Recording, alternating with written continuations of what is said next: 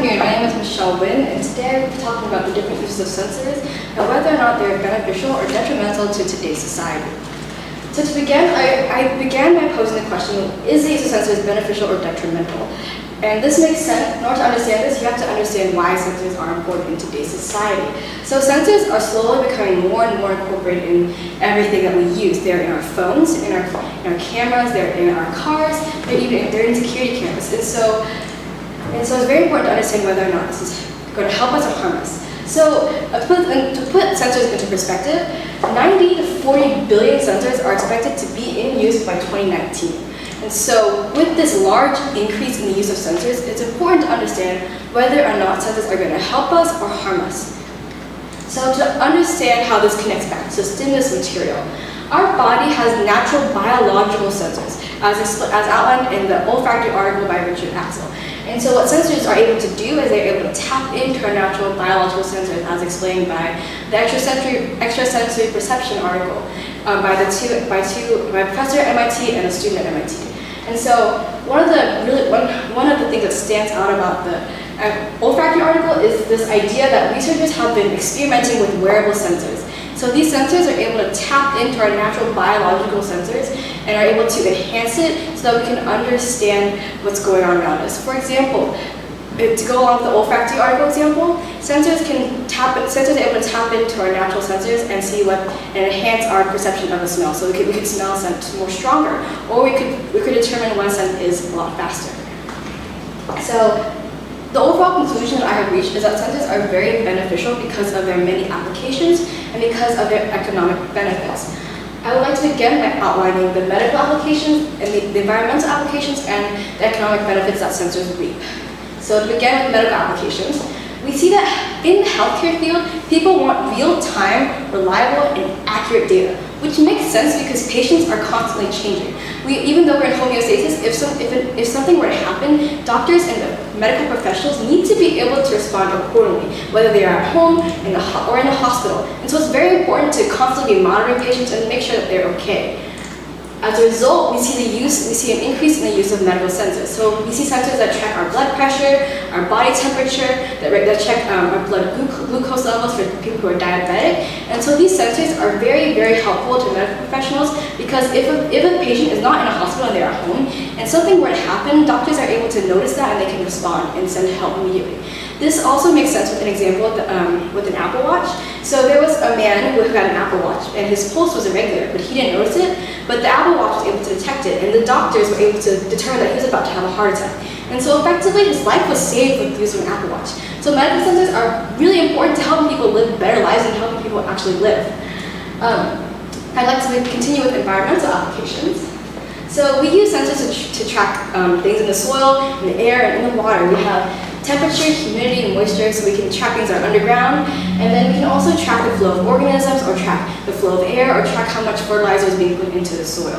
Which makes sense because for environmental applications, these are things that we typically can't see with the naked eye. So with the use of sensors, we are able to expand our perception and we can see what's going on around us in ways that we weren't able to before. And with that, we can expand our horizons and adjust accordingly. So if too much pesticides were to be put inside in the soil and a farmer didn't notice that, but a sensor did track it, farmers could stop and then it would respond accordingly so that we don't kill a crop on accident.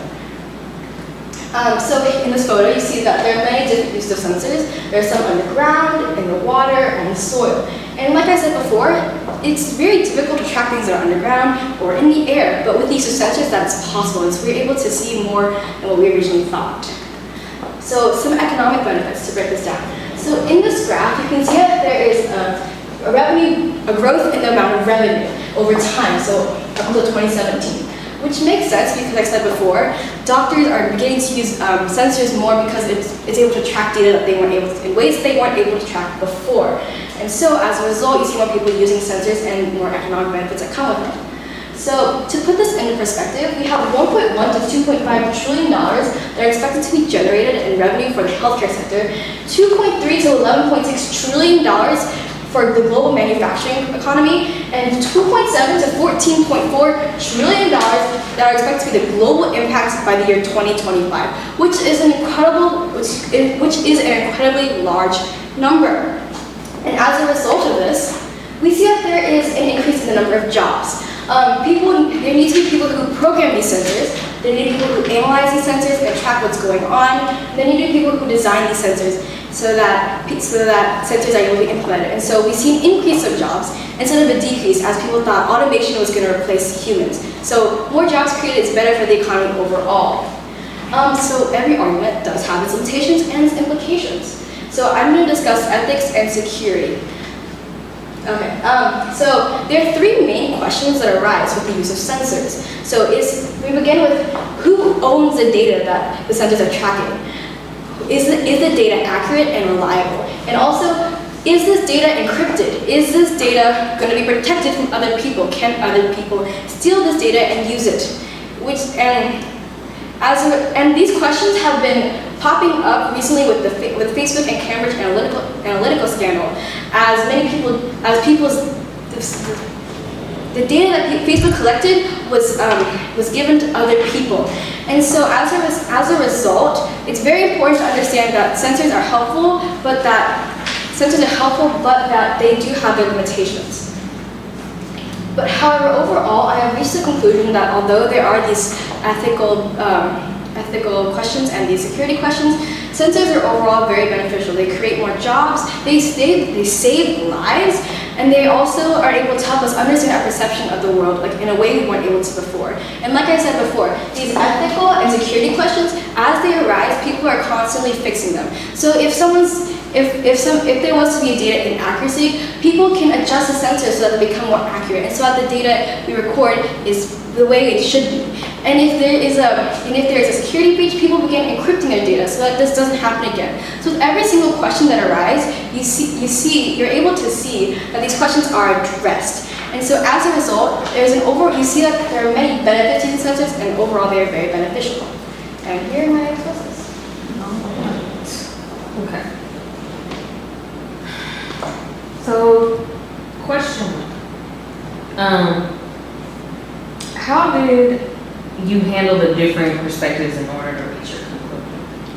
I mainly use the different perspectives to actually, I use the perspectives to generate my conclusion by first figuring out what to do, the two different sides of my argument were, whether they were beneficial and detrimental. So from there, I began looking at the different lenses I could use to approach my question. So I began by examining the ethical lens, which was a counter-argument to my question. I looked at security questions. I also looked at the environmental benefits that sensors bring, as well as how they can benefit the economy. So from there, looking at the lenses, I was able to sort those two according to how they would support or go against my argument. And from there, I was able to develop the conclusion that sensors are beneficial, more beneficial than they are detrimental. I was able to do this with the use of a lot of evidence. I looked through research papers that backed up the numbers, such as the numbers in the trillions for the use of sensors. And overall, I was able to use the data that I collected to come to the conclusion. Okay. So, how does your conclusion respond to any of the research that you examined? Can you repeat the question? How does your research respond to the sources you examined? So many of the sources I examined, I focused a lot on using different lenses because I felt like that would be a great way to approach the question, because sensors are a very complicated topic. And so in order to come to the conclusion, I first started with these different lenses. I also looked at the seamless material and saw that there was a clear connection between the use of sensors and how our body responds to sensors. And from there, I was able to conclude that that our body is able to respond to sensors in a way that nothing else can. And from there, I was able to figure out whether or not whether this will help us or harm us. Okay.